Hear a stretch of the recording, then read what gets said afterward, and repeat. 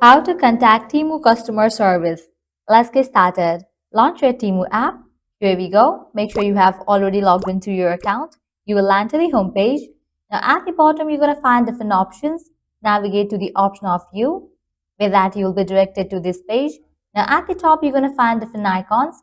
At the right corner of it, you will find this icon, headphone-like icon. Click on it. With that, you will land to the support page. Here you're going to find different options such as recommended topics, order issues, shipping and delivery, and many more. If you're having issue in your Temu account related to these topics, you can go ahead and click on it. Likewise, if you want to directly contact to the Temu customer service, click on this option, Contact Us. Now over here, you will find this message box. You can explain about the issue over here and send it. You can just explain your issue in the detailed form and then send it. With that, Temu customer service will get back to you. You can have the proper conversation with the Temu customer service, and with that, your problem might be resolved. Well, this way you can easily contact Temu customer service.